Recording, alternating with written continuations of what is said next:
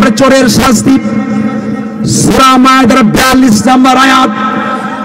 এই আয়াত কোন ব্যক্তিগতভাবে এই আয়াতের শিক্ষা, আয়াতের উপরে ইবাদত করতে পারে না। চোরের হাত কাটা, সাধারণ পাবলিক হাত কাটতে পারবে না। এই চোরের হাত কাটার আইন চালু করতে হলে রাষ্ট্র শক্তির প্রয়োজন হয়ে যায়। কথা বলে ঠিক কিনা? রাষ্ট্র শক্তি ছাড়া, রাষ্ট্রযন্ত্র ছাড়া আপনি এমনি চুরি করছে হাত আপনি কাটতে পারবেন না। আইন নিজের হাতে তুলে নেওয়া হবে। রাসূলের যুগে হাত কাটার দায়িত্ব ছিল আলী রাদিয়াল্লাহু তাআলা আনহুর উপরে। সুবহানাল্লাহ বলেন। আমার রাসূল যেটা ইসলামী প্রজাতন্ত্রের রাষ্ট্রনায়ক ছিলেন, মুহাম্মদ সাল্লাল্লাহু আলাইহি ওয়াসাল্লাম কর্তৃক এমপ্লয়মেন্ট করা হয়েছিল আলী রাদিয়াল্লাহু তাআলা আনহুকে চোরের হাত কাটার জন্য। আল্লাহু আকবার বলেন। অতএব ইসলাম যখন প্রতিষ্ঠিত হয়ে যাবে, রাষ্ট্রের সর্বোচ্চ পর্যায় থেকে এমন কিছু ব্যক্তিকে নিয়োগ করা হবে, চোর ধরা পড়লেই, ধরা পড়লে হাত কাটা হবে না, এটা তার পরিমাণ করে দেখতে হবে। আবার পেটের দায়ে চুরি করছে আপনি হাত কাটতে পারবেন না, আগে থেকে এস্টাবলিশমেন্ট প্রতিষ্ঠা করতে হবে। সুবহানাল্লাহ বলেন। ইসলাম আগে দেয় পেটে, তারপরে দেয় পিঠে। সাউন্ড হচ্ছে নাকি? কষ্ট পাচ্ছেন আপনারা? তাহলে আমরা দুইটা পেয়ে গেলাম। কি? এই ইবাদত করতে গেলে কি লাগবে? রাষ্ট্র শক্তির প্রয়োজন হয়ে যায়। নাম্বার 3, আপনি মিথ্যা মামলা দিয়েছেন, মিথ্যা সাক্ষী দিয়েছেন। ইসলাম এমন একটি জীবন বিধান, প্রত্যেকটা মানুষের হিউম্যান রাইটস, মানবাধিকার 100% ইসলাম মানবাধিকারকে সংরক্ষণ করেছে। সুবহানাল্লাহ। আপনি কারো বিরুদ্ধে মিথ্যা মামলা দেবেন, মিথ্যা সাক্ষী দেবেন, মিথ্যা মামলা, মিথ্যা সাক্ষী, আপনি 4 জন জেনুইন সাক্ষী হাজির করতে না পারলে আল্লাহর কোরআনের বিধান হচ্ছে যে ব্যক্তি মিথ্যা মামলা দিবে তাকে উল্টো 80টি ব্যত্রাঘাত করতে হবে। এই 80টি ব্যত্রাঘাত প্রয়োগ করবে রাষ্ট্র শক্তি। সুবহানাল্লাহ বলতে পারলেন না? আল্লাহ রাব্বুল আলামিন কোরআনে ঘোষণা করেছেন, ওয়াল্লাযীনা ইয়ারমুনাল মুহসানাতি সুম্মা লাম ইয়াতু বিআরবা'াতি শুহাদা ফাজলিদুহুম 80 জালদাতাও ওয়ালা তাকবালু লাহুম শাহাদাতান আবাদা। আল্লাহ রাব্বুল আলামিন ঘোষণা করেছেন, কোন মানুষ যদি কোন মানুষের বিরুদ্ধে মিথ্যা মামলা দায়ের করে আর 4 জন জেনুইন সাক্ষী যদি হাজির করতে না পারে, ইসলামের নীতিমালা হলো ওই মিথ্যা মামলা দায়েরকারী ব্যক্তিকে 80টি ব্যত্রাঘাত করতে হবে। এটাই হলো আল্লাহর কোরআনের আইন। আর এই আইন প্রতিষ্ঠা করতে গেলে ওই মুসলিম পারবে না, খতিব পারবে না, শিক্ষক পারবে না, সাধারণ পাবলিক পারবে না। এই আইন প্রতিষ্ঠা করতে গেলে রাষ্ট্র শক্তির প্রয়োজন হয়ে যায়। আল্লাহ বলতে পারলেন না? এবার 4 নাম্বার, যে বিধান প্রয়োগ করতে গেলে রাষ্ট্র শক্তির প্রয়োজন হয়ে যায়, ওমর রাদিয়াল্লাহু তাআলা আনহু বলেছেন, এমন 4টি বিষয় রয়েছে যে 4টি বিষয় সমাজে প্রয়োগ করতে গেলে রাষ্ট্র শক্তির প্রয়োজন হবে। তার মধ্যে 1 নাম্বার হলো জাকাতের বিধান, রাষ্ট্র চালু করবে। 2 নাম্বার হলো যুদ্ধলব্ধ সম্পদের বিধান। 3 নাম্বার হলো ফাইভ। 4 নাম্বার হলো জুমার মসজিদের বক্তব্য, জুমার নামাজের ইমামতির দায়িত্ব রাষ্ট্রনায়ককে পালন করতে হবে। এটাই হলো ইসলামের বিধান। আল্লাহু আকবার বলেন। এগুলো কি লাগবে? রাষ্ট্র শক্তি লাগবে। রাষ্ট্রের যে প্রেসিডেন্ট সেই হবে বাইতুল মুকাররমের খতিব। কথা বলে ঠিক না? কিন্তু আমরা দীর্ঘ সময় শুধু মহিলা কর্তৃক আমাদের দেশ চলতেছে। কথা বলে ঠিক কিনা? এরা ইমাম হওয়ার যোগ্যতা হারিয়েছে। আর মাঝে মধ্যে 2-1টা পুরুষও যদি হয় সূরা ফাতিহাও ঠিক মতো বলতে পারে না। এরাই আবার বলে আল্লাহর কোরআন আর রাজনীতি আলাদা। কথা বলে ঠিক কিনা? কষ্ট পাইতেছেন আপনারা? তার ইমাম কি হবে? ওমর কি বললেন? রাষ্ট্র শক্তির প্রয়োজন হয়ে যায়। রাষ্ট্রের যিনি খলিফা তিনি হবেন জুমার নামাজের ইমামতি করবেন। সুবহানাল্লাহ, সুবহানাল্লাহ।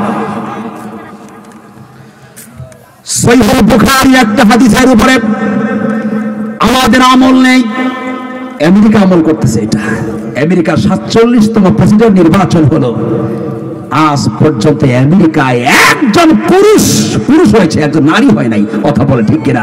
সব পুরুষ হয়েছে। সহিহ বুখারীর একটা হাদিসের উপর আমল করার কারণে আজকে আমেরিকা পৃথিবীর সুপার পাওয়ার হয়েছে তারা। কথা বলে ঠিক কিনা? আর মুসলমান খালি খাওয়ার পরে মিষ্টি খাওয়া সুন্নত খুব পারে, কিন্তু আসল সুন্নত যেগুলো আছে সেগুলোর ব্যাপারে খেয়াল করে না। ভাই জায়গা হচ্ছে না, সামনে আসেন, একটু জায়গা ফাঁকা আছে, এদিকে আসেন, সামনে আগে আসেন, সামনে আগে আসেন, সামনে আগে আসেন। আমেরিকার 47 নির্বাচন হলো, আমার রাসূল বলেছেন আল্লাহি লা ইয়াবনু কওমুন আল্লাহি ইমরাত, ওই জাতির কল্যাণ কোনোদিন হবে না যেই জাতি নারীকে রাষ্ট্রের প্রধান ক্ষমতায় বসিয়েছে, এই জাতির কল্যাণ কোনোদিন হবে না। বুখারী হাদিস। আমেরিকা বুঝতে পারছে কিন্তু মুসলমানরা টের পায় নাই। কথা বলেন ঠিক কিনা? কষ্ট পাইতেছেন আপনারা? এরপরে 12 নম্বর লানত প্রাপ্ত আমার রাসূল বলেছেন ওয়াল মুকাজ্জিবু বিকদরিল্লাহ, যারা ভাগ্যকে অস্বীকার করে। আছে কিনা বলেন? ভাগ্য তকদির অস্বীকার করে। ইন্নাল্লাহা লা ইউফলিকুন, আল্লাহ আমার আল্লাহ পাক বলেছেন ইন্নাল্লাহা লা ইউগাইয়িরু মা বিকওমিন হাত্তা ইউগাইয়িরু মা বিআনফুসিহিম। আল্লাহু আকবার বলেন। মানুষ কোন কম চেষ্টায় ভাগ্য পরিবর্তন করতে পারে। আল্লাহু আকবার বলেন। নিজের ভাগ্যের যে পরিবর্তন না করলে আল্লাহ ভাগ্য পরিবর্তন করে দেয় না। কথা বলেন ঠিক কিনা? অতএব চেষ্টা চালাইতে হবে। দুইজন ছাত্র, একজন খুব ভালো লেখাপড়া করে, আর একজন আল্লাহর উপর ভরসা করছে, আল্লাহ আমার কপালে যা আছে তাই হবে। কিন্তু একজন আল্লাহর উপরে ভরসা করছে, আবার ভালো লেখাপড়া করছে। সুবহানাল্লাহ বলেন। এই পরীক্ষা দিন ভালো লাগে না বলেন, অবশ্যই ভালো হবে। আর একজন লেখাপড়া করে না, খালি ভরসা করছে, কপালে যা আছে, ভাগ্যে যা আছে, ভাগ্যে গোলামও থাকবে। চেষ্টাও থাকতে হবে, আল্লাহর উপরে ভরসা থাকতে হবে। কথা বলেন ঠিক কিনা? এরপরে 13 নম্বর পয়েন্ট, এটা একটা মারাত্মক পয়েন্ট। 16 বছর এই পয়েন্টের উপরে কি কথা বলা সাহস পায় নাই। আজকে হাদিসটা আপনাদের সামনে উপস্থাপন করতেছি। আমার রাসূল বলেছেন ওয়াল মুতাসাল্লিতু বিল জুবুরিয়াত, যারা সমাজের মধ্যে ভালো মানুষকে শাস্তি দেওয়ার জন্য আর খারাপ মানুষগুলোকে প্রমোশন দেওয়ার জন্য ক্ষমতা দখল করে। কথা বলেন ঠিক কিনা? এরা পৃথিবীতে লানত প্রাপ্ত, এরা অভিশপ্ত। আমার রাসূলের হাদিস। যারা জোর করে ক্ষমতায় টিকে থাকতে চায়, জবরদখল করে নেয়, আমরা অতীতে দেখেছি। কথা বলে ঠিক কিনা? পৃথিবীর কোনো স্বৈরাচার, কোনো ডিক্টেটর জোর করে ক্ষমতা টিকে থাকতে পারে না। ইবনে খালদুন তার আল মুকাদ্দিমাতে লিখেছেন, গোটা পৃথিবীতে প্রতি 15 বছর, 20 বছর, 30 বছর পরে পরে একটা পরিবর্তন হয়ে যায়। মানুষের ভাষার পরিবর্তন হয়ে যায়, হাইট উচ্চতা কমে যায়, ল্যাঙ্গুয়েজের পরিবর্তন হয়ে যায়, কৃষ্টি কালচার পরিবর্তন হয়ে যায়, এমনকি অনেকে শাসকের শাসন ক্ষমতারও পরিবর্তন হয়ে যায়। কথা বলেন ঠিক কিনা? চিরস্থায়ী কেউ পৃথিবীতে টিকতে পারে না। এরা অভিশপ্ত, এরা লানত প্রাপ্ত। এরপরে 13 নম্বর হচ্ছে আমার রাসূল বলেছেন আত-তারিকু লিসুন্নতি, যারা আমার সুন্নতকে পরিত্যাগ করে, এরা অভিশপ্ত এবং লানত প্রাপ্ত। চিৎকার দিয়ে বলেন নাউযুবিল্লাহ, নাউযুবিল্লাহ। আমার বন্ধুগণ, আল্লাহ রাসূল বলেছেন কিয়ামতের দিন হাসরের ময়দানে 3 শ্রেণীর মানুষ এমন ভাবে হাজির হবে। এক শ্রেণীর মানুষের পা থাকবে উপরে, মাথা থাকবে নিচে, এরা হাসরের ময়দানে হাজির হয়ে যাবে। আল্লাহ রাসূল বলেছেন এরা বিনা হিসাবে জাহান্নামী। নাউযুবিল্লাহ বলেন। আর এক প্রকার মানুষ কি আল্লাহ রাব্বুল আমিন অনুমতি দিবেন, এরা পায়ে হেঁটে হেঁটে হাসরের ময়দানে হাজির হবে। আর তৃতীয় এক শ্রেণী মানুষ আল্লাহ রাব্বুল আমিন এদেরকে জান্নাতের বাহনে করে আল্লাহ পাক এদেরকে হাসরের ময়দানে নিয়ে যাবেন। এই জান্নাতের বাহনে করে জান্নাত হাসরের ময়দানে হাজির হয়ে যাবে। এদের পরিচয়টা কি হবে?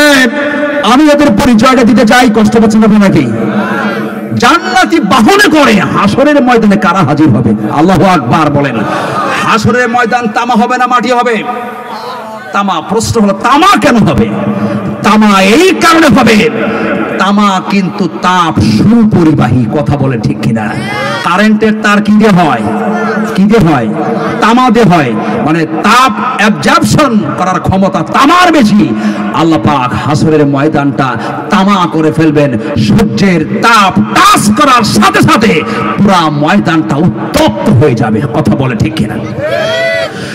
সূর্য পৃথিবী থেকে 9,40,00,000 দূর থেকে তাপ দেয়। এতে 2 ফিট 3 ফিট পানি গরম হয়ে যায়, টিউবওয়েলের পানি গরম হয়ে যায়। মানুষ তাপে অসহ্য বরণ করে, অনেকে হিট স্ট্রোকে মারা যায়। আল্লাহ রাব্বুল আলামিন হাসরের ময়দানে সেই সূর্যটা মানুষের মাথার কাছাকাছি আনবেন, নিচে হবে তামাম। প্রচন্ড তাপের মধ্যে আল্লাহ রাব্বুল আলামিন ওই কঠিন মুসিবতের দিনে আল্লাহ রাব্বুল আলামিন এমন 7 শ্রেণীর মানুষকে আল্লাহ রাব্বুল আলামিন ওই কবর থেকে জান্নাতি বাহনে করে আল্লাহ পাক হাসরের ময়দানে নিয়ে যাবেন। শুধু তাই নয়, আল্লাহ রাব্বুল আলামিন আরশের নিচে জায়গা করে দিবেন। সুবহানাল্লাহ বলেন। এমন 7 শ্রেণীর মানুষকে আল্লাহ রাব্বুল আলামিন কিয়ামতের দিন আরশে আজিমের নিচে আল্লাহ পাক জায়গা করে দিবেন। তার মধ্যে এক শ্রেণী হলো, বিশ্ব নবীজি বলেছেন, সাবাআতু ইউজিল্লুহুমুল্লাহু ফি জিল্লিহি ইল্লাহু ইমামুন আদিলুন শাবুন নাশাআ ফি ইবাদাতিল্লাহি আযজা ওয়া জাল্লা রাজুলুন কলবুহু মুআল্লাকুন ফিল মাসাজিদ ওয়া রাজুলান তাহাব্বা ফিল্লাহি ইসতামা আলাইহি ওয়া তাফাররাকা আলাইহি ওয়া রাজুলান দাআত ইমরাতু জাতু হুসনি ওয়া জামালিন ফাকালা ইন্নী আখাফুল্লাহ। আল্লাহ রাসূল বলেছেন, তার মধ্যে এক শ্রেণীর মানুষ যারা ইমামুন আদিল, সমাজ জীবনে যারা ন্যায়পরায়ণ, ন্যায় বিচার যারা করেছে, এরকম ন্যায় বিচারক নেতাদেরকে আল্লাহ পাক আরশের নিচে জায়গা করে দিবেন। সুবহানাল্লাহ। হাসরের ময়দানে আল্লাহ রাব্বুল আলামিন যখন বিচারের আসনে বসবেন, আল্লাহ রাব্বুল আলামিনের বিচারের আসনের সিংহাসনের পাশে পৃথিবীর এক শ্রেণীর মানুষের সিংহাসন থাকবে, চেয়ার থাকবে। সাহাবে আজমাইন বললেন, ইয়া রাসূলুল্লাহ, এর আবার কারা হবে? আল্লাহর সিংহাসনের পাশে এদের অবস্থান থাকবে। আল্লাহ রাসূল বললেন, যারা দুনিয়ার জীবনে জাস্টিস করেছে, ন্যায় বিচার করেছে, ন্যায় পরায়ণ আচরণ যারা করেছে, আল্লাহ রাসূল বলেছেন এদের আসনটা হবে আল্লাহর সিংহাসনের পাশে। সুবহানাল্লাহ বলেন। ইমামুন আদিল, ন্যায় বিচারক নেতা আরশের নিচে স্থান পেয়ে যাবে। চিৎকার দেবেন সুবহানাল্লাহ। কিন্তু আমাদের সমাজে ন্যায় বিচারক নেতার বড় অভাব, বোতল খাওয়া নেতার অভাব নাই। কথা বলে ঠিক কিনা? আজকে আমাদের সমাজ চাঁদাবাজ বেড়ে গেছে, টেন্ডারবাজি বেড়ে গেছে, হত্যা বেড়ে গেছে, খুন বেড়ে গেছে। এরকম নেতার কোনো প্রয়োজন নাই। যেই সমস্ত নেতারা সহজে ন্যায় বিচার, জাস্টিস যারা কায়েম করবে, এরা কিয়ামতের দিন আরশের নিচে এরা জায়গা পেয়ে যাবে। সুবহানাল্লাহ। এরপর দ্বিতীয় নাম্বার হলো, বিশ্ব নবীজি বলেছেন, ওয়া শাবুন নাশা ফি ইবাদাতিল্লাহ, ওই যুবক, যেই যুবক তার যৌবনকাল, অ্যাডোলেসেন্ট পিরিয়ডটা আল্লাহর ইবাদতে কাটিয়ে দিয়েছে, ওই যুবকরা আরশের নিচে জায়গা পেয়ে যাবে। সুবহানাল্লাহ। আজকে যুব সমাজ কষ্ট পাইতেছে নাকি তারা? ওই যুবক যে তার যৌবনকাল আল্লাহর ইবাদতে কাটিয়ে দিয়েছে। আলী রাদিয়াল্লাহু তাআলা আনহু বলেছেন, বৃদ্ধকালের ইবাদত, বৃদ্ধকালের ইবাদত আর যুবক বয়সের একটি সেজদার যে মূল্য হবে, বৃদ্ধকালের ইবাদত ওই যৌবনকালের একটা সেজদার সমতুল্য হবে না। আল্লাহু আকবার বলেন, আল্লাহু আকবার বলেন। এই যে যুবকদের কদর রয়েছে, আর যুবকরাই পারে সমাজকে পরিবর্তন করতে। কথা বলে ঠিক কিনা? যুবকদের হাতে নেতৃত্ব দিতে হবে, কারণ যুবকরা বড়দের, সিনিয়রদের মতো এদের অন্তর এত কলুষিত হয় না। কথা বলে ঠিক কিনা? এরা যা কথা বলে, সততার কথা বলে, আদর্শের কথা বলে, ন্যায় পরায়ণতার কথা বলে। কথা বলে ঠিক কিনা? কিন্তু যুবকরা, অধিকাংশ যুবক কম্বলের নিচে বানাইছে পোস্ট অফিস। কি বানাইছে? কি বানাইছে? কম্বলের ভিতরে পোস্ট অফিস। শীতের মৌসুম চলছে, অ্যান্ড্রয়েড মোবাইল খান্ডিয়া কম্বলের ভিতরে ঢুকে সেটিং করতেছে, আছে কিনা বলেন? রাত 1টা 2টা সারা রাত সেটিং করছে, মানে কম্বলের ভিতরে বানিয়েছে পোস্ট অফিস। এক একটা 12টা 10টার সময় ঘুম থেকে ওঠে, আছে কিনা বলেন? আছে কিনা বলেন? আমার রাসূলকে বলা হলো, ইয়া রাসূলুল্লাহ, এই যে লোকটা এত দেরিতে ঘুম থেকে উঠেছে, আমার রাসূল বলেন, রাজুলুন নামা লাইলাহু হাত্তা আসবাহা জাকা রাজুলুন বালা শাইতানু ফি উজুনাইহি আও ক্বালা ফি উজুনিহি। আল্লাহু আকবার বলেন। এই ঘুম থেকে দেরি করছে কারণ হচ্ছে শয়তানের কানের মধ্যে এমন পেশাব করছে, এই পেশাবের কারণে এর ঘুম ভাঙে না, নামাজও পড়ে নাই। এরকম যুবক সমাজ আছে কিনা বলেন? আছে কিনা বলেন? কম্বলের নিচে পোস্ট অফিস বানাইছে যুবকরা। অতএব যুবকদের সাবধান হতে হবে, যৌবন কাল আল্লাহর ইবাদতে কাটিয়ে দিতে হবে। কথা বলে ঠিক না? 3 নাম্বার হলো বিশ্ব নবীজি বলেছেন, ওয়া রাজুলান কলবহু মুআল্লাকুন ফিল মাসাজিদ, যার হৃদয়টা আল্লাহর ঘরের সাথে ঝুলন্ত থাকে, একবার মসজিদ থেকে বের হয়ে যাওয়ার পরে মনটা ব্যাকুল হয়ে যায় কখন আবার আল্লাহর ঘরে ঢুকবে। কথা বলে ঠিক কিনা? অর্থাৎ মসজিদে ঝুলন্ত থাকে, কিন্তু আমাদের সমাজে অধিকাংশ মুসলিমের অন্তরে কোনো ঈমানই নাই। কি নাই? ঈমান নাই। এর অন্যতম একটি কারণ হচ্ছে আল্লাহর ঘরের দায়িত্বশীল যারা, এরা সূরা তাওবার 18 নম্বর আয়াতের কোনো জ্ঞান এদের মাথায় নাই। এরা ক্ষমতার দাপটে সুদখোর, ঘুষখোর এরাই হয়ে গেছে আল্লাহর ঘরের সভাপতি, সেক্রেটারি, ক্যাশিয়ার। কথা বলেন ঠিক কিনা? আল্লাহ রাব্বুল আলামিন কোরআনে ঘোষণা করেছেন, ইয়ামুরু মাসাজিদাল্লাহি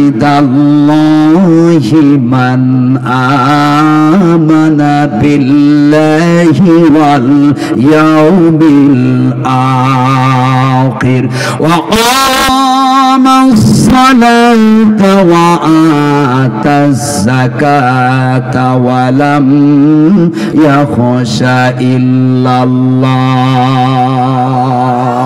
আল্লাহু আকবার বলেন।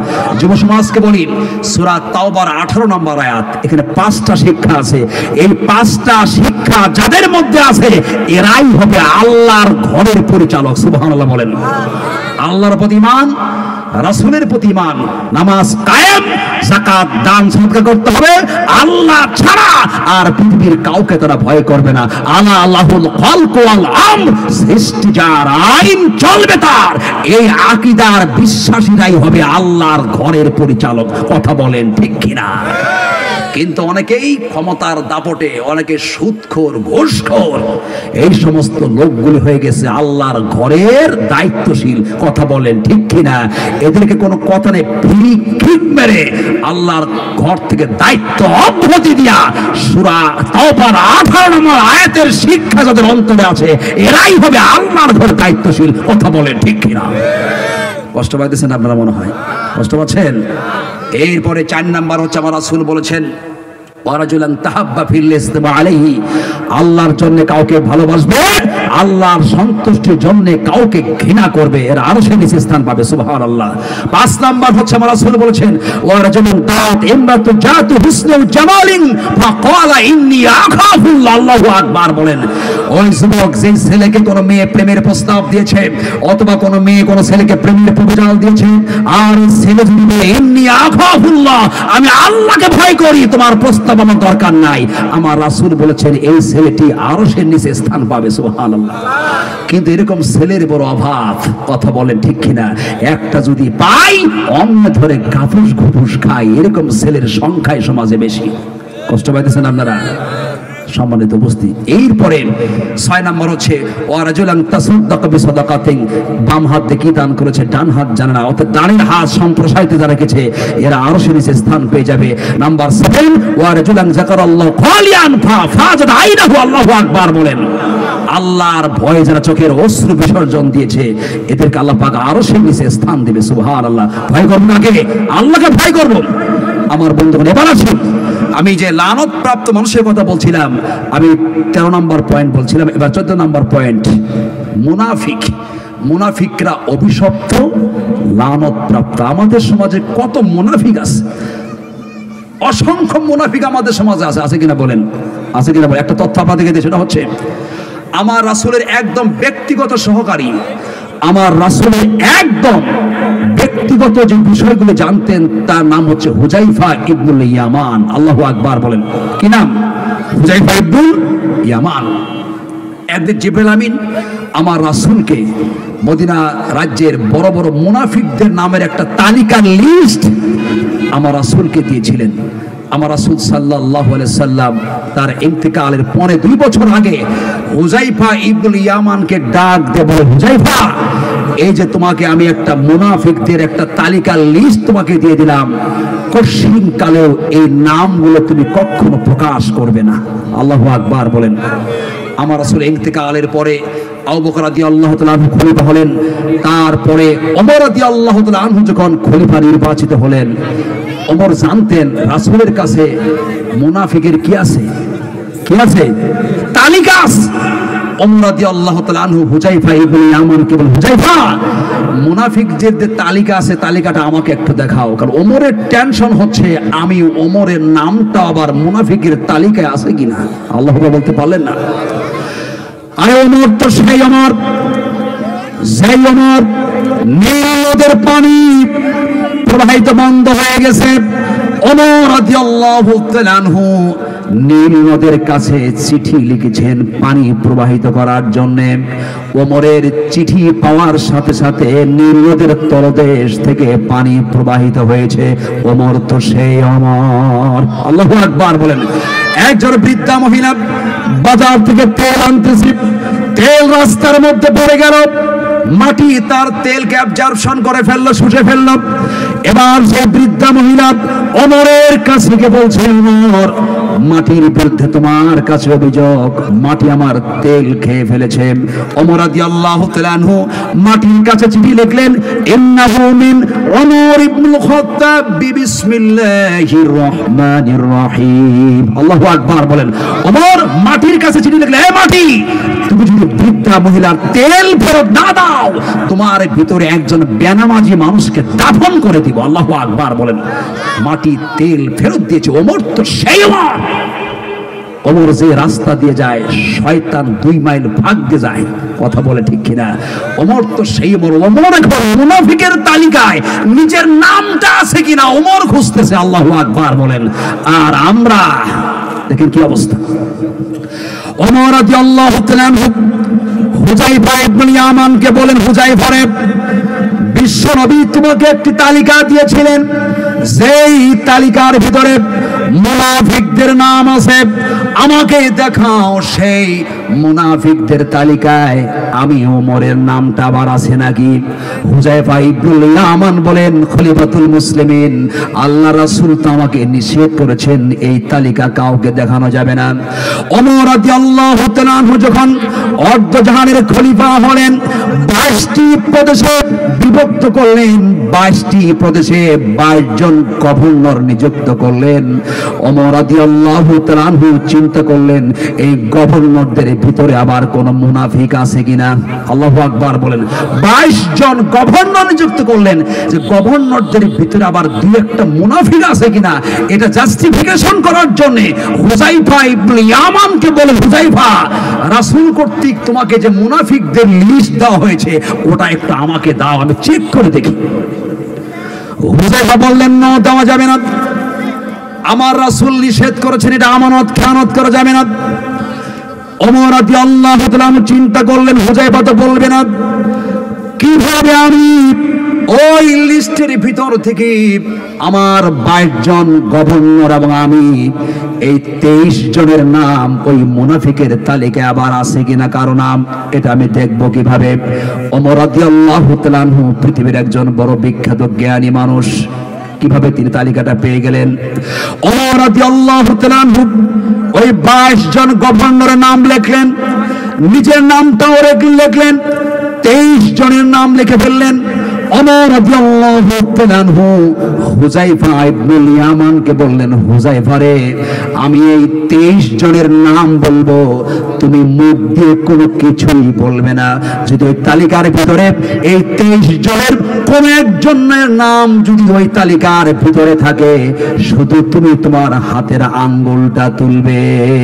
আল্লাহু আকবার বলেন।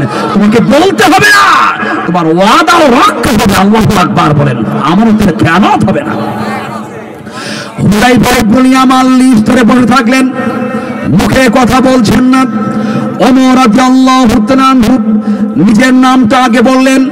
হুযায়ফা ইবনে ইয়ামান হাত তুলে নাম এরকম করে 23 জনের নাম যখন তুললেন, হুযায়ফা ইবনুল ইয়ামান দুই জায়গায় তার দুইটি আঙ্গুল দেখালেন। আল্লাহু আকবার বলেন। তার মানে ওই 22 জন গভর্নরের ভিতরে 2 জন কি আছে? মুনাফিক আছে। ওমর রাদিয়াল্লাহু তাআলা আনহু এত জাস্টিফিকেশন করে নাম দিয়েছিলেন, তারপর দুইটা মুনাফিক ছিল। এরপরে 2 জন নাম কেটে ফেললেন। কেটে ফেলে দিয়া আবার নতুন করে যখন 2 জনের নাম সেখানে ঢুকালেন, এবার হুযায়ফা ইবনুল ইয়ামানকে বললেন, হুযায়ফা রে, এবার তুমি, আমি 23 জনের নাম বলতেছি, যদি মুনাফিক থাকে তুমি লিস্ট থেকে শুধু হাতের আঙ্গুলটা তুলবে। এবার ওমর রাদিয়াল্লাহু তাআলা আনহু 23 জনের নাম বললেন, এখানে একটি জায়গাতেও হুযায়ফা ইবনুল ইয়ামান আঙ্গুল তুলে নাই। আল্লাহু আকবার বলেন। এখন প্রশ্ন হলো, এটা আমি কেন বললাম? ওমর রাদিয়াল্লাহু তাআলা আনহু, ওমর তো সেই ওমর যার মতামতের পরিপ্রেক্ষিতে আল্লাহ রাব্বুল আমিন পবিত্র কোরআনুল কারীমে 27টি আয়াত আল্লাহ নাজিল করে দিয়েছিলেন। সেই ওমর মুনাফিকের তালিকায় নিজের নামটা তিনি খুঁজতেছিলেন। আল্লাহু আকবার বলেন। আর আমরা তো সমাজে অসংখ্য মুনাফিকের মধ্যে আমরা বসবাস করতেছি। কথা বলে ঠিক কি না? যে মিথ্যা কথা বলে, ওয়াদার খেলাফ করে, আমানতের খেয়ানত করে, ঝগড়া লাগলে অশ্লীল ভাষা ব্যবহার করে, এরা টাটকা মুনাফিক। কথা বলে ঠিক কি না? অসংখ্য মুনাফিক আমাদের সমাজে বসবাস করছে। এরা লানতপ্রাপ্ত, এরা অভিশপ্ত। নাউজুবিল্লাহ বলে। রাত মেলা হয়ে যায়, শেষ করা দরকার। আবার হয়েছে নাকি? হ্যাঁ, আরো চলবে না?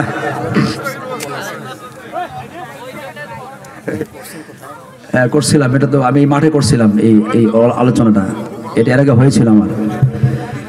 যাক, বলতেছিলাম লানতপ্রাপ্ত কারা? মুনাফিক। এরা কি হবে? লানতপ্রাপ্ত, এরা অভিশপ্ত। আল্লাহ পাক এদের থেকে আমাদের হেফাজত করুক। আল্লাহুম্মা আমিন।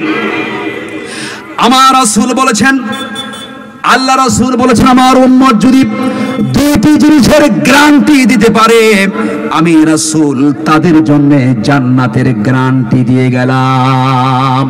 ক্বালা মান ইয়াদমান লি মা বাইনা লাহায়াইহি আদমান লাহুল জান্নাহ, রাওয়াহুল বুখারী। আল্লাহ রাসূল বলেছেন, মুখ এবং লজ্জাস্থান এই 2টি জিনিসের গ্যারান্টি যারা দিতে পারবে, আল্লাহ রাসূল বলেছেন এদের জন্য আমি রাসূল জান্নাতের গ্যারান্টি দিয়ে গেলাম। এরা আল্লাহর জান্নাতি হয়ে যাবে। আল্লাহু আকবার বলেন। আর হাদিস শরীফে এসেছে, আমার রাসূল বলেছেন পৃথিবীতে এমন 2 শ্রেণী মানুষ এত নিকৃষ্ট প্রকৃতির হবে আল্লাহর আদালতে, তার মধ্যে এক শ্রেণী হলো ইন্না শাররিন নাসি ইনদাল্লাহি মানজিলাতাই ইয়াউমাল কিয়ামাতি আলিমুল্লাহ ইয়ানতাফিউ বিইলমিহি, রাওয়াহু ইবনে মাজাহ।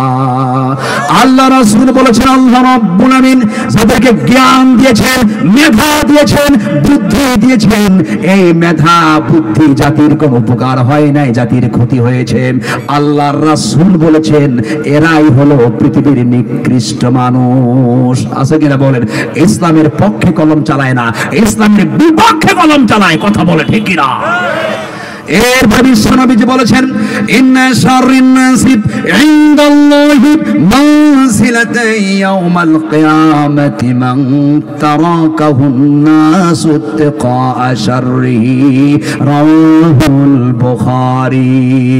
আল্লাহ রাসূল বলেছেন এই পৃথিবীতে এক শ্রেণী মানুষ এত নিকৃষ্ট প্রকৃতির হবে, তাদের অত্যাচার নির্যাতনে অতিষ্ঠিত হয়ে মানুষ তাদেরকে বয়কট প্রত্যাখ্যান করতে বাধ্য হবে। এরাই হবে পৃথিবীর নিকৃষ্ট মানুষ। কথা বলেন ঠিক কিনা? যখন বয়কট করেছে, প্রত্যাখ্যান করতে বাধ্য হয়েছে, কথা বলে ঠিক কিনা? নিকৃষ্ট প্রজাতির মানুষ না। অসুবিধা বলেন। আমার রাসূল বলেছেন লা ইয়াখরুজু মিন উম্মতি সালাসাতু। বিশ্বনবীজি বলেছেন, হুযায়ফা ইবনে ইয়ামানকে বলেছিলেন এই পৃথিবীতে এমন 300 জন ফাসাদকারী ব্যক্তির আবির্ভাব ঘটবে। ওই 300 জন ফাসাদকারী নির্যাতনকারীর নাম আমার রাসূল 1500 বছর আগে হুযায়ফা ইবনে ইয়ামানকে বলে গিয়েছিলেন। তাদের নাম, ঠিকানা, দেশ কোনটা হবে, সমস্ত কিছুর তথ্য আমার রাসূল বলে দিয়েছিলেন। কিতাবুল ফিতানের ভিতর হাদিসটি আছে, লা ইয়াখরুজান্না মিন উম্মতি 300 রাজুলান।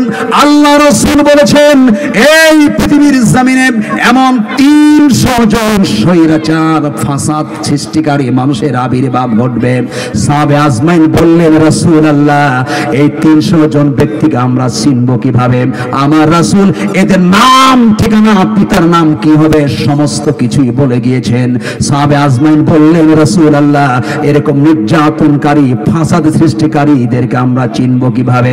আল্লাহ রাসূল বললেন পৃথিবীর জমিনে ফাসাদ সৃষ্টিকারী, নির্যাতনকারী, এই সমস্ত ফাসাদ সৃষ্টিকারী 300 জন ব্যক্তির পরিচয় আমার পরে আল উলামা ওয়ারাসাতুল আম্বিয়া, আলেমরা এদেরকে চিনতে পারবে।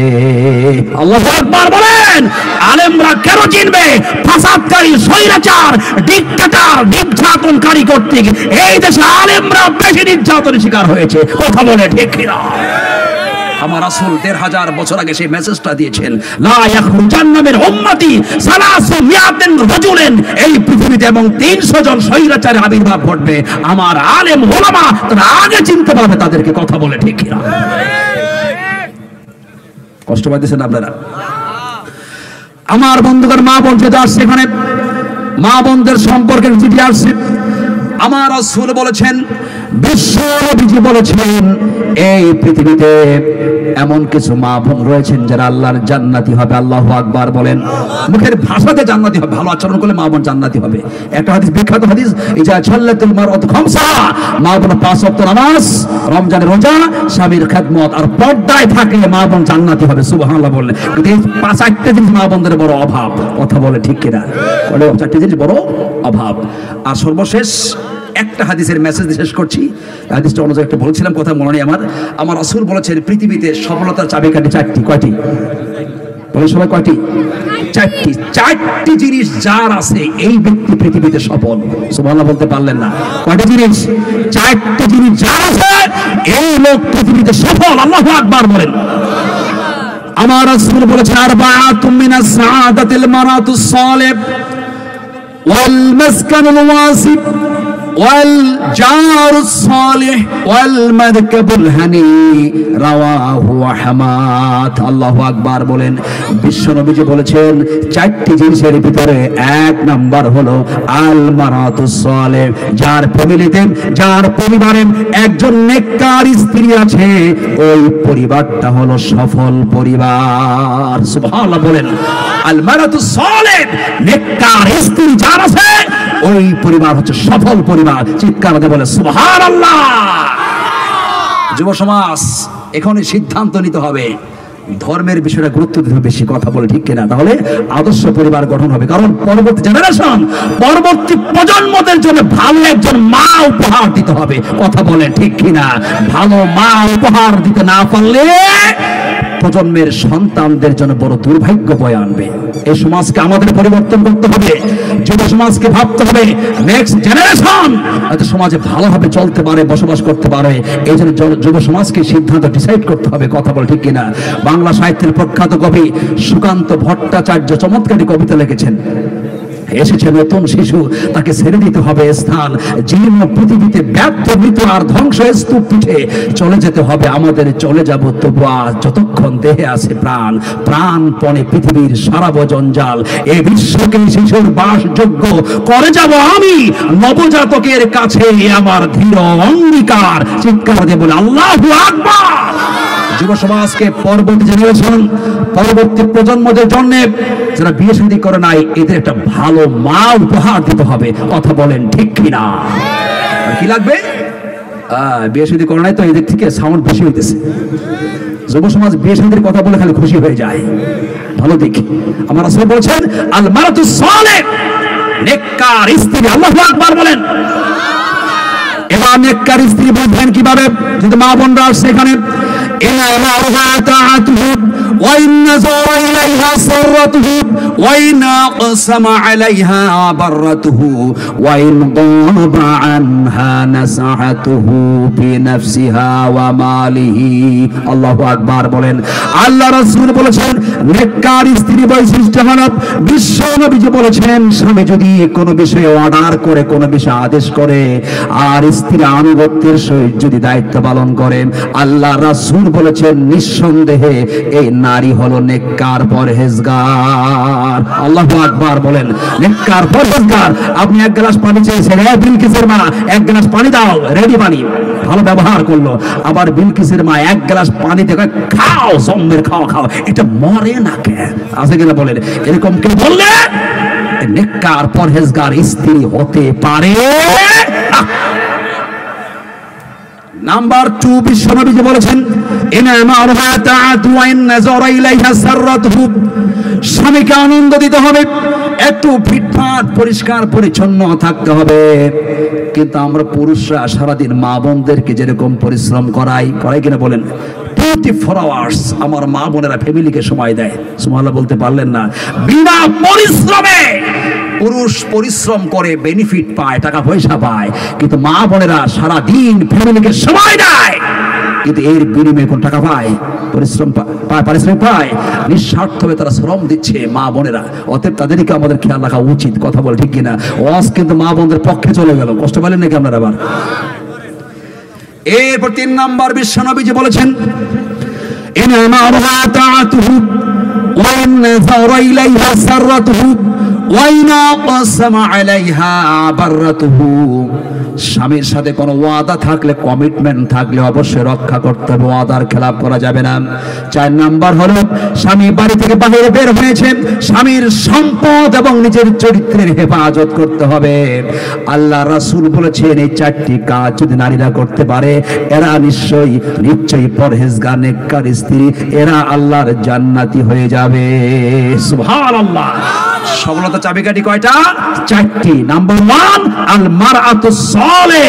এই ছাত্র ভাইদেরকে বলি, অসংখ্য ছাত্র ভাই আসছে, পড়ার টেবিলে প্লাকাটে এটা টেবিলের সামনে লিখে রাখবা, সফলতার চাবিকাঠি 4টি, বাণীতে মুহাম্মদ সাল্লাল্লাহু আলাইহি ওয়াসাল্লাম। কষ্ট ছাপা দেন। আমাদের জীবন সফলতা অনেকের নাই, অনেকের আছে। বৃদ্ধ মানুষ 80 বছর বয়স, যদি প্রশ্ন করা হয় দাদা আপনার জীবনে সফলতা কি? আর সফলতা কি? বাড়ির পাশে জমি বিক্রি করবে তো, বয়স 80, জমিটা কেনা লাগে। আছে কিনা বলেন? প্রেশান, জীবনে প্রেশানি শেষ হয় না। আছে কিনা বলেন? জীবন সফলতা খুঁজে পাচ্ছে না। সফলতা কোন জায়গায় আমরা খুঁজি? কোন জায়গায়? আল মারাতুস সালেহ, নেককার পর্দানশীল নারী, এটা জীবনের সফলতা। সুবহানাল্লাহ বলেন। নাম্বার 2 আমার রাসূল বলেছেন ওয়াল জারুস সালেহ, ভালো একজন প্রতিবেশী থাকতে হবে, ভালো একজন প্রতিবেশী জীবনের সফলতা। সুবহানাল্লাহ বলেন। ভালো প্রতিবেশী জীবনের কি? সফলতা। নাম্বার 3 ওয়াল মাসকানুল ওয়াসি, একটা প্রশস্ত আঙ্গিনার বাড়ি থাকতে হবে। প্রশস্ত আঙ্গিনা, শুধু উপর দিকে নয়, মানে আমরা ছাপরা ঘর যদি হয় তাও সমস্যা, টিনের ঘর তাও সমস্যা নাই, একটু স্পেস থাকতে হবে। সুবহানাল্লাহ বলেন। এটা জীবনের সফলতা। পৃথিবীর পরিবেশ বিজ্ঞানীরা বলেছেন যে এই বাড়ি স্পেস থাকে বেশি, নির্মল অক্সিজেন তারা পায়। সুবহানাল্লাহ বলেন। আরেকটা বিষয় আছে, মামিন মুসলিমি ইয়াগরিসু গরসান, আপনার বাড়ি আঙ্গিনা আছে, স্পেস আছে, আপনি ট্রি প্লান্টেশন, একটি বৃক্ষরোপণ করলেন, আমার রাসূল বলেছেন সেই বৃক্ষ থেকে কোনো একটা বাদুড় বা কোনো পাখি বা কেউ একটা ফল খেয়ে ফেললো, এটা ওই ব্যক্তির পক্ষ থেকে সদকার সওয়াব হয়ে যায়। সুবহানাল্লাহ।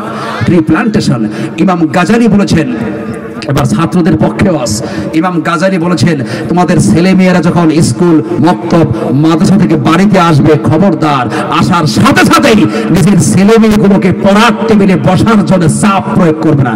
কালে সাদের পর পর পড়া এত কিছু বলবে না। ঠিক, খুশি হয়ে গেছে। কেন হবে? মাথার স্মৃতিভ্রম ঘটবে, মস্তিষ্ক বিকৃত হয়ে যেতে পারে। কি করতে হবে তাহলে? সন্তান ছেলে মেয়েগুলোকে একটু সময় দিতে হবে, একটু খেলাধুলার সময় দিতে হবে। সুবহানাল্লাহ বলেন, দিতে হবে, খেলাধুলার সময় দিতে হবে। আপনি স্পেস নেই, আঙ্গিনায় মাঠ নাই, সব দখল হয়ে যায়। কথা বলে ঠিক কিনা? খেলবে কোন জায়গায়? শহর জীবন, বিল্ডিং 4তলা 5তলা থাকি আমরা বসবাস করি। ওই বাচ্চাগুলো স্কুল থেকে আসে, মাদ্রাসা থেকে আসে, জামা কাপড় খুলে খেলার স্পেস পায় না, বারান্দার গ্রিল ধরে আকাশের দিকে তাকিয়ে থেকে আল্লাহ কি জেল খেলার মধ্যে আছে। কথা বলে ঠিক কিনা? এই জন্য আমার রাসূল বলেছেন 1500 বছর আগে, আল মাসকানুল ওয়াসি, প্রশস্ত আঙ্গিনার একটু জায়গা, এটাও জীবনের সফলতা। সুবহানাল্লাহ। নাম্বার 4, ওয়াল মারকাবুল হানি, চলাচলের একটা বাহন থাকতে হবে। সাইকেল হতে পারে, আপনার রিক্সা হতে পারে, বা মোটরসাইকেল হতে পারে, যে কেউ হোক না কেন, একটা বাহন থাকতে হবে। এটাই জীবনের সফলতা। কয়টা জিনিস? 4টি। আর এই 4টি জিনিস না থাকলে এটাই জীবনের ব্যর্থতা। পরে হাদিসে বলা হয়েছে এই 4টি জিনিস যার নাই তার জীবনের ব্যর্থতা ছাড়া আর কিছুই নাই। কথা বলেন ঠিক কিনা? আমার বন্ধুদের, রাত যেহেতু অনেক হয়ে যায়, আজকে আমার আলোচনার বিষয় ছিল কি মনে আছে আপনাদের? অভিশপ্ত কারা পৃথিবীতে, লানত প্রাপ্ত কারা। আমি যে বিষয়গুলোর কথা বলেছি, একটা সামারাইজেশন, একটা সিনপসিস দিয়ে আমি বিদায় দিচ্ছি। এখানে আমি বলেছিলাম 2টি কারণে রাসূল জান্নাতের জিম্মাদার হয়েছেন, মুখ এবং লজ্জাস্থান। এই 2টি কারণে আমাদের হেফাজ থাকতে হবে। নাম্বার 2 হচ্ছে নিকৃষ্ট মানুষ কারা, যাদেরকে জনগণ বয়কট করেছে। আল্লাহ পাক বলবেন, এই আশরাফুল মাখলুকাত, তোর আচরণ এমন খারাপ, জনগণ তোকে বয়কট করেছে এবং তুই দেশ ছাড়া হয়েছিস। আছে কিনা বলেন? এরা একদম কিয়ামতের মাঠে নিকৃষ্ট প্রকৃতির মানুষ হয়ে যাবে। কথা বলে ঠিক কিনা? এমন জ্ঞান যাদের আছে, জ্ঞান দিয়ে জাতির কোনো উপকার হয় না। এরকম আছে কিনা বলেন? আছে কিনা বলেন? জ্ঞান দিয়ে উপকার হয় নাই, এরা নিকৃষ্ট প্রকৃতির হবে। এরপরে বলছিলাম আরশে আজিমের নিচে 7 শ্রেণীর মানুষের স্থান পেয়ে যাবে। মনে আছে আপনাদের পয়েন্টগুলো? এই পয়েন্টের কথা বলেছিলাম। এর অভিশপ্ত কারা? যারা কাফের, আল্লাহর কোরআন দিয়ে যারা বিচার করে না, এরা হচ্ছে কাফের, এরা অভিশপ্ত, লানতপ্রাপ্ত। নাম্বার 3 হচ্ছে খুনি, হত্যাকারী, এরা লানতপ্রাপ্ত, এরা হচ্ছে অভিশপ্ত। মানুষের বিরুদ্ধে মিথ্যা মামলা, মিথ্যা সাক্ষ্য যারা দেয়, এরা অভিশপ্ত, এরা হচ্ছে লানতপ্রাপ্ত। নিজের পিতামাতাকে যারা অভিশাপ দেয় সন্তানরা, এরা লানতপ্রাপ্ত, এরা হচ্ছে অভিশপ্ত। জমির নকশা চেঞ্জ যারা করে, এরা হচ্ছে লানতপ্রাপ্ত, অভিশপ্ত। আল্লাহর নাম বাদ পীরের নামে, দাদা বাবা, বাবা হুজুর, খাজা বাবা, এদের নামে যারা পশু জবাই করে, এরা লানত প্রাপ্ত, এরা অভিশপ্ত। ইসলামের মধ্যে নতুন কিছু আবিষ্কার করা, এরা হচ্ছে যারা আবিষ্কার করে, এরা হচ্ছে লানত প্রাপ্ত, এরা হচ্ছে কি? অভিশপ্ত। মুনাফিক, লানত প্রাপ্ত, অভিশপ্ত। ওমর রাদিয়াল্লাহু তাআলা আনহু হুযায়ফা ইবনে ইয়ামানের কাছে মুনাফিকের তালিকায় নিজে নামটা দেখতে চেয়েছিলেন। আল্লাহু আকবার বলেন। তার নাম সেখানে নেই। ওমর, যার 27টি আয়াত নাযিল হয়েছে। আল্লাহু আকবার। আর আমি আপনি কে? এরপরে গাদ্দার, গাদ্দার আছে কিনা বলেন সমাজে? গাদ্দার যাকে আমরা বলি বাংলা ভাষায়, গাদ্দাররা হচ্ছে অভিশপ্ত, এরা হচ্ছে লানতপ্রাপ্ত। এর আত্মীয় স্বজনের সাথে যারা মনোমালিন্য সম্পর্ক ছিন্ন করে, লা ইয়াদখুল জান্নাত কাতির রাহিম, আত্মীয়তার সম্পর্ক ছিন্নকারী জাহান্নামী, এরা লানতপ্রাপ্ত এবং এরা অভিশপ্ত। আল্লাহ রাসূলের সাথে যারা কুৎসরণ করে, আল্লাহর মানে রাসূলের সাথে কুৎসরণ করে, এরা অভিশপ্ত এবং লানতপ্রাপ্ত। এরপর সর্বশেষ যে মেসেজটা দিব সেটা হচ্ছে, আমি বলেছিলাম এমন কিছু ইবাদত রয়েছে যেগুলো রাষ্ট্র শক্তি ছাড়া পালন করা যায় না। ব্যভিচারের শাস্তি, চোরের শাস্তি, মদ খুনের শাস্তি, আছে কিনা বলেন? মদের শাস্তি, রাষ্ট্র শক্তি লাগে। জাকাতের বিধান চালু করতে রাষ্ট্র শক্তির প্রয়োজন হয়ে যায়, কারণ গরিব মানুষ জাকাত চাইতে গেলে ধনী জাকাত দিতে চাবে না। এই জন্য আমেল অফিসার নিয়োগ করতে হয়, আল্লাহর বিধান। রাষ্ট্রের প্রধান যিনি হবেন, যে রাষ্ট্রের ইমামতি করবেন, সুবহানাল্লাহ বলে, এরকম যোগ্যতা সম্পন্ন লোক সেখানে যাবে।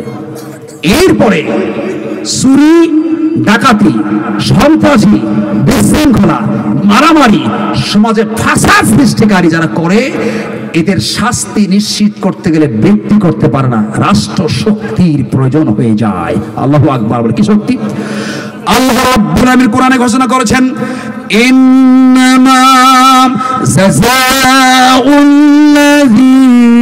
ইউহারিবুনাল্লাহা ওয়া রাসূলাহু ওয়া ইয়াসআউনা ফিল আরদি ফাসাদা আইয়ুকতালু আও ইউসাল্লামু। আল্লাহু আকবার বলেন। সূরা মায়েদার 33 নম্বর আয়াত দিয়ে শেষ করছি। আল্লাহ পাক কোরআনে বলেছেন, যারা ফাসাদ সৃষ্টি করে সমাজের ভিতরে, হত্যা বলেন, চাঁদাবাজি বলেন, টেন্ডারবাজি বলেন, অন্যের সম্পদ আত্মসাৎকারী বলেন, ডাকাতি বলেন, ছিনতাই বলেন, সব হচ্ছে ফাসাদের মধ্যে প্রবর্তন, ফাসাদের মধ্যে অন্তর্ভুক্ত। যারা ফাসাদ করবে এদেরকে ধরে এনে 3টি শাস্তি কার্যকর করতে হবে। আল্লাহু আকবার বলেন। এ কথা কার কথা? আল্লাহর কথা। আর এই শাস্তি কার্যকর করতে গেলে ব্যক্তিগতভাবে হবে না, রাষ্ট্র শক্তির প্রয়োজন হয়ে যায়। 1 নাম্বার শাস্তি হচ্ছে এদেরকে বিপরীত দিক থেকে ডান হাত বাম পা, ডান পা বাম হাত ক্রস কাটিং দিতে হবে। কার কথা এটা? কার কথা? এটা আল্লাহর আইন। নাম্বার 2 হচ্ছে মৃত্যুদণ্ড। নাম্বার 3, এদেরকে দেশ থেকে গেট আউট করে দিতে হবে। এই 3টা শাস্তি ফাসাদ সৃষ্টি সমাজ যারা করবে এদের জন্য আল্লাহ পাক বরাদ্দ দিয়েছেন। আর এই শাস্তি প্রয়োগ করতে গেলে ব্যক্তিগতভাবে হয় না, রাষ্ট্র শক্তির প্রয়োজন হয়ে যায়। কথা বলেন ঠিক কিনা? অতএব যারা বলবেন আল্লাহর কোরআন একদিকে, রাজনীতি আর একদিকে, তাহলে মনে করব ঈমানের মধ্যে এদের ভেজাল আছে। কথা বলেন ঠিক কিনা? আমার জন্য দোয়া করবেন। আল্লাহ সুবহানাহু ওয়া তাআলা আমাদেরকে আজকে যে বিষয় নিয়ে আলোচনা করেছি, আল্লাহ পাক এই বিষয়গুলোকে নিয়ে আমল করার তৌফিক দান করুন। ওয়া আখির দাওয়ানা আলহামদুলিল্লাহি রাব্বিল আলামিন।